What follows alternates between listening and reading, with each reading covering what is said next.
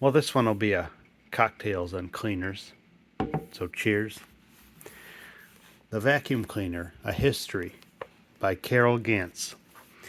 This book was written in 2012, I believe, by Carroll Gantz, who was born in 1931 and at the time was still alive, but in 2015 has since passed away. Carroll Gantz worked as a designer for, or an engineer, industrial designer, for Hoover and subsequently for Black & Decker.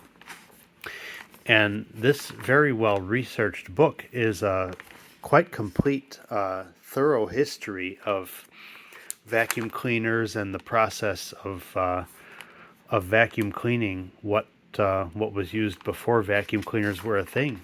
This starts out with brooms and carpet beaters.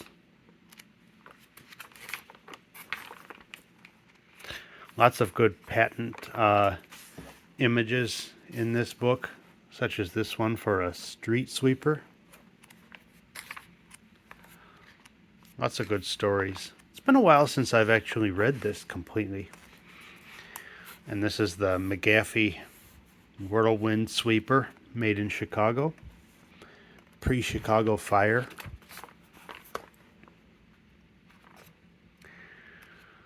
So through this well-researched book, here's the Kenny patent from 1907, covering an early central vacuum system. And this basic, the crystallization of this patent was the sucking of air through a narrow nozzle to remove dirt. And Kenny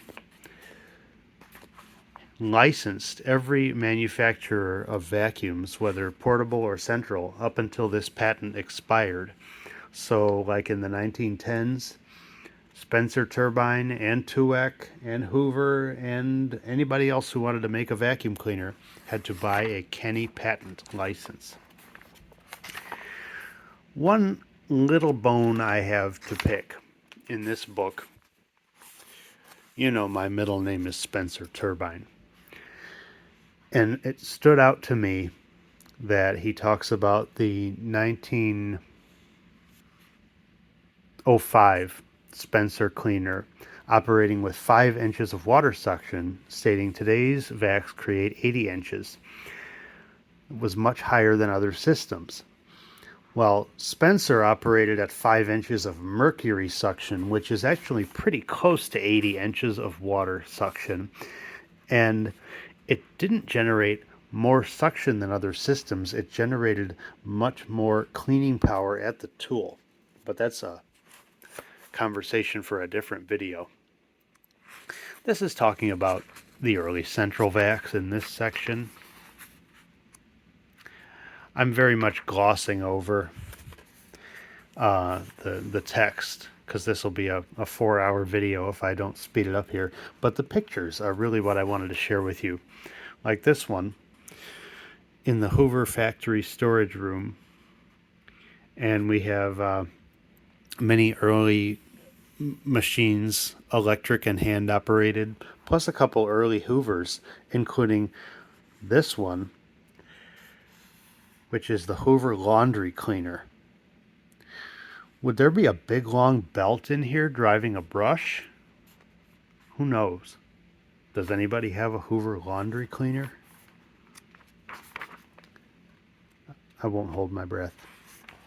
So there's James Murray Spangler. That's the guy that came up with the thing. But he had a lot of trouble selling it. And the story goes that he was able to sell at least, he made a few sales, one of which to his, I believe it was his cousin, Susan Troxell Hoover, and her husband, W.H. Boss Hoover,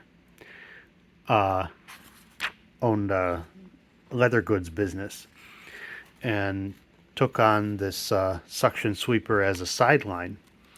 So in 1908 through Oh, almost to World War One, the suction sweepers were a sideline, but it ended up that the suction sweepers saved them from going out of business when the leather business all but evaporated. And of course now they're a household name, as they have been for a century or more.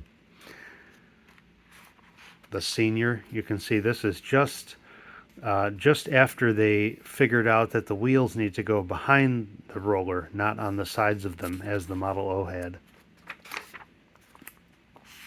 This one looks very much like the first Electrolux, not sold in the USA, but the Electrolux Model 1, which I believe there's a picture of in here.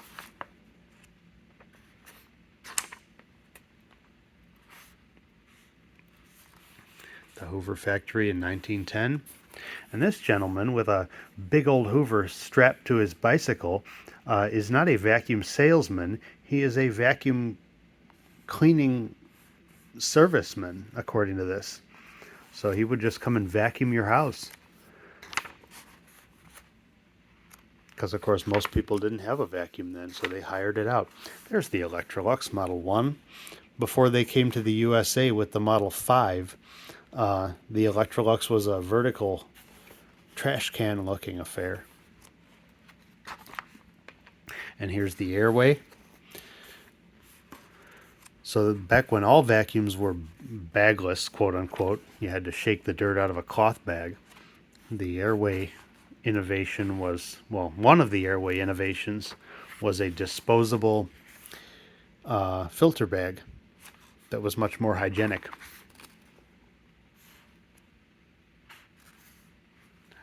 Oh, look at that. I don't know what kind of car that is, but how cool would that be to have that? Look at that, the glass display case. And here's the Model 5, the first Electrolux to come to the USA. There were hose-type vacuums before the Electrolux Model 5 came to the USA, but none achieved quite so much success. Little hand vac, Eureka. The 150. So this now pivots, talking about how after they exhausted the ability to sell the vacuum cleaner on the basis of what it would do, because everybody knew that already and they had probably had one, they started having to sell it based on how it looked, the styling. And industrial designers such as Henry Dreyfuss, in this case, among others, Laurel Guild did the Electrolux Model 30. They took their products and restyled them, making them much more attractive than that old sweeper you have.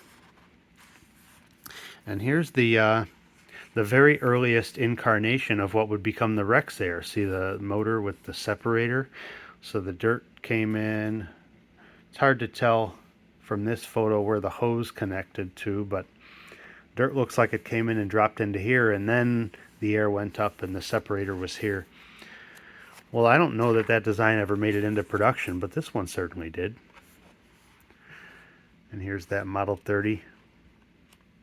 That vacuum that everybody had at some point post-World War II. And they lingered for decades. They didn't break. You just replaced them and your old house vacuum became the new basement vacuum. And the Airway, after Airway switched from an upright to a canister, but theirs wasn't a tank, of course, because everybody was already making a tank. The Airway canister, you'd set the vacuum in the middle of the room and then you'd clean your way around it with the long hose that swiveled at the top. Kind of like a portable central vac. And here's the Yonkers patent for what would become the Filter Queen, with the conical cellulose filter and the tangential intake.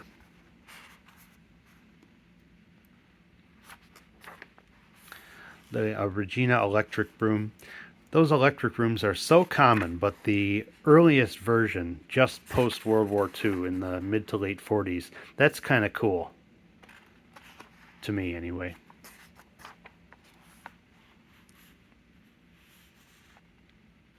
Singer made some darn good vacuums. the 28. So along with the Electrolux Model 30, this thing I think is the iconic post-World War II vacuum. There were just so many of these. It's still not that hard to find a 28, almost 80 years later.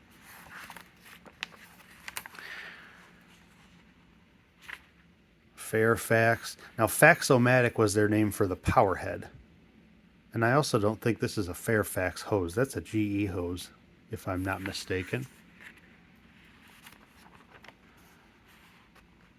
Westinghouse rocket with the hose in the blower end.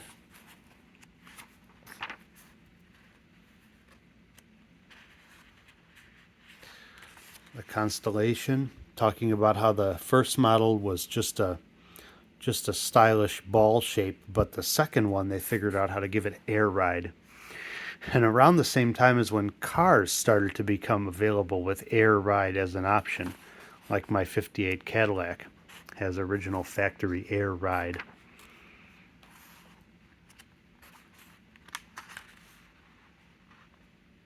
Henry Dreyfuss, the designer. Herbert W. Hoover Jr. Hey, Hoover Jr., I've got one of those. I love these Hoover factory photos. Just that massive sprawling complex. And now it's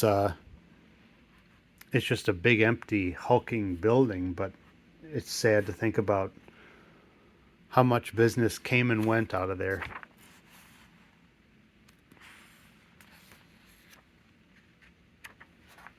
The convertible. That's another, like air ride. And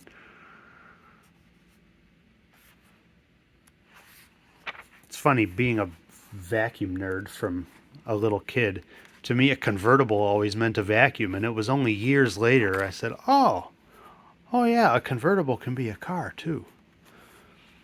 I'm sure that's the opposite thought process that Hoover was intending the general public to take.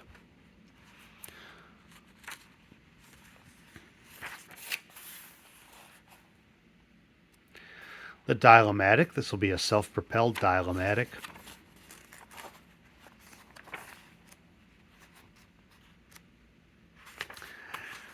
This bit is talking about Stan Can, the OG vacuum cleaner collector.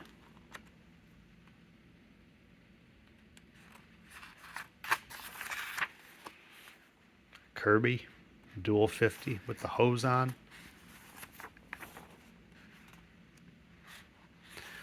That's a weird one. The Converto Vac. Whose idea was that? And this is talking about Mr. Gantz's work for Black & Decker, designing a line of rechargeable hand tools, or powered hand tools, including a vacuum, which is there, and the realization that that was a guy's tool that was supposed to live in the garage, and they figured out that all these guys' wives were stealing the vacuum and using it in the house, and that gave birth to the idea of the Dustbuster, originally called the kitchen vac.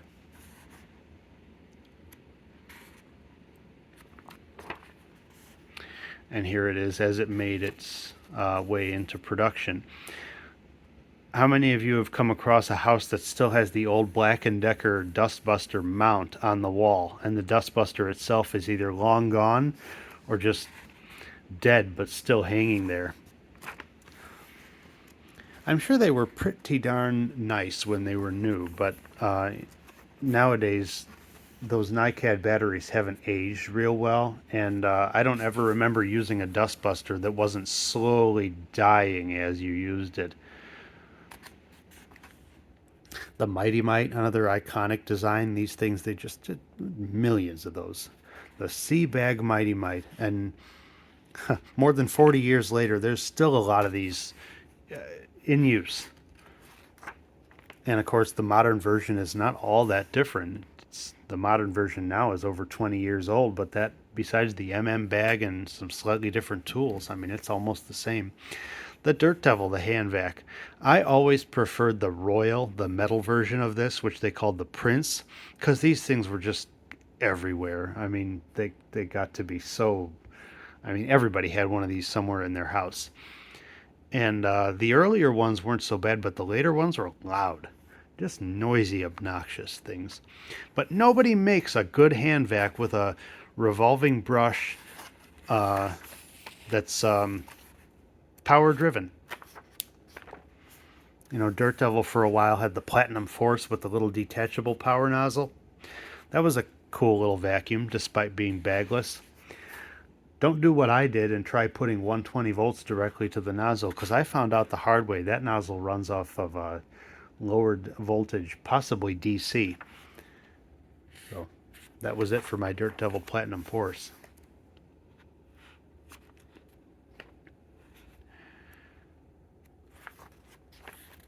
The wind tunnel, 97. Crazy to think that the Hoover wind tunnel is now almost 30 years old. Because to me, this is still a new Hoover. And despite being in the vacuum business and how I earn my living, any Hoover I made in the last 10 years, I'd be hard pressed to tell you whether it's 10 years old or brand new. Compact. Design originated for cleaning between airplane seats. Made of magnesium, tough as nails, and a darn good vacuum. And descendants of this design are still sold today under Airstorm, Patriot. I don't know if Vortec Force and TriStar are still a thing, but TriStar is the most direct descendant. Compact became TriStar in the early 80s, I believe. And Dyson. Dyson that upended the vacuum market.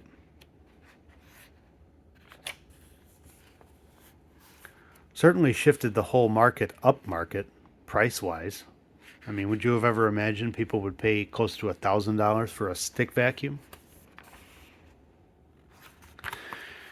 And here he concludes the book with a summary by brand of what's available, or what was available at the time of publication.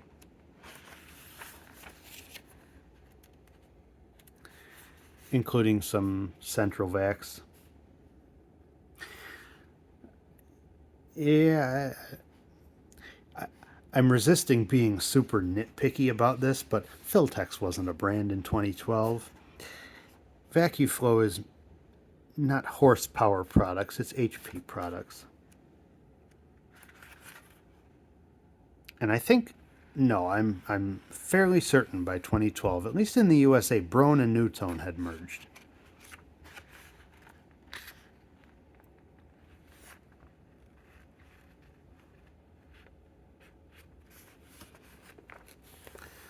So,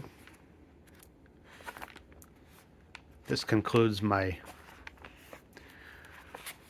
flip through of a very cool, informative book for anybody with an interest in the history of vacuum cleaners, as I have. Happy vacuuming, and as always, thank you for watching. Cheers.